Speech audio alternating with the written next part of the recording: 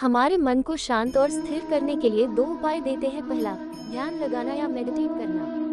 दूसरा, वैराग्य भाव सीखना।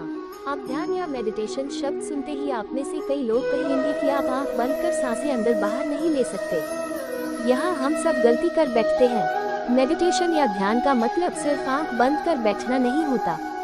मेडिटेशन का मतलब होता है अपना पूरा ध्यान किसी चीज पर लगाना और उसे हटने नहीं देना। अगर आप रोटी बना रहे हैं तो सिर्फ उस बात पर ध्यान दीजिए। अगर आप पिक्चर देख रहे हैं तो अपना पूरा ध्यान पिक्चर पर लगाएं। यह मत सोचिए कि पिक्चर देखकर आप अपना कितना वक्त बर्बाद कर रहे हैं। जब आप जीवन के हर छोटे बड़े काम को पूरे ध्यान से करते हैं तो आपका जीवन ही एक मेडिटेशन बन जाता है। ऐसे जीवन में शांति, स्थिरता, साहस और सफलता का होना अनिवार्य है। भगवद गीता में भगवान श्री कृष्ण कहते हैं, मन का बेचैन होना उसका स्वभाव है। हमारे मन को लगता है कि अगर वह अलग अलग बातों के बारे में सोचता रहेगा तो हमें आने वाली हर मुश्किल और मुसीबत से बचा लेगा। पर ऐसा होता नहीं है। हम अपने जीवन का काफी अधिक समय सोच विचार करके परेशान होने में निकाल देते हैं। भगवान श्री कृष्ण कहते हैं कि मन का ये स्वभाव बदलना मुश्किल जरूर है, असंभव नहीं। अच्छा, अब आप एक बात बताएं, क्या आप कौए को कह सकते हैं कि वो कांव कांव की आवाज ना करे? या फिर क्या आप किसी मेढक को कह सकते हैं कि वह पानी देखते ही ऊंची छलांग न मारे? हमारे मन का भी कुछ ऐसा ही है। जीवन में कुछ भी होता है, अच्छा या बुरा, हमारा मन उस पर कांव कांव कांव करने लगता है। कांव कांव से मेरा मतलब है चिंता करना या कोई होना।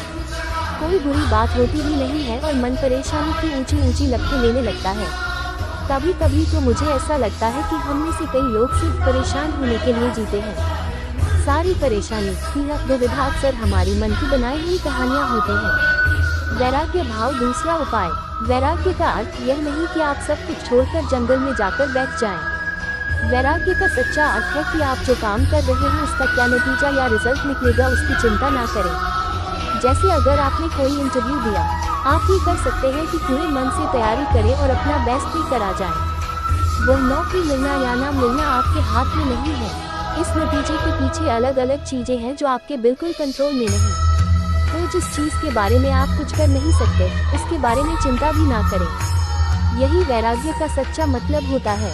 और यही है भगवान श्री कृष्ण का दूसरा उपाय, मन को चिंता की लपटों से बचाने का। याद रखिए, आप पूरे के पूरे इंसान हैं। समझदारी, संयम और कुशलता से भरे इंसान। आपका मन जब भी कोई की तरह अलग अलग बातों पर आपको परेशान करने लगे, तब अपने मन को भी प्यार से समझाएं और शांत कर लीजिए। बस अपने ऊपर विश्वास रखिए कि आप कभी अपना बुरा नहीं होने देंगे। भगवान श्री कृष्ण हमें बताते हैं कि इस जीवन में कर्म से बचना असंभव है। अब कर्म आपके मन को भाने वाले हों या आपके मन को जलाने वाले हों, मनुष्य जीवन की नीति कर्म है। जीवन का आधार कर्म है। अगर आप मुंह में बनकर कर्म करने से मना कर देंगे तो परिस्थितियां ऐसी हो जाएंगी कि वे आपसे वही कर्म करा कर रहेंगी। ये वैसी ही बात है जब अर्जुन कुरुक्षेत्र के महायुद्ध के बीचों बीच अपने अस्त्र डाल देते हैं, क्योंकि कुछ क्षणों के लिए अर्जुन इस मोह में बन जाते हैं कि अस्त्र उठाने से वह अपने कुल का, अपने संबंधियों का विनाश रचेंगे। तब शायद अर्जुन को कर्म में न संतोष मिल रहा था और न आनंद। इस अवस्था में भगवान श्री कृष्ण पार्थ को बताते हैं कि अगर हम कर्म से मुंह मोड़ लेंगे तो इसका अर्थ यह नहीं कि हम वह करने से बच जाएंगे। कर्म से आप केवल तब बच सकते हैं जब आप उसको करके उसे पूरा करें।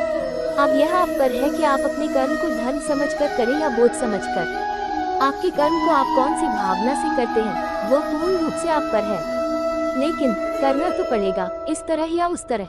देखिए, बोझ समझकर करेंगे तो जीवन भारी और कठोर लगेगा। धर्म समझकर करेंगे, सेवा भाव से कर्म करेंगे तो ऐसा लगेगा कि आपके हाथों भला हो रहा है।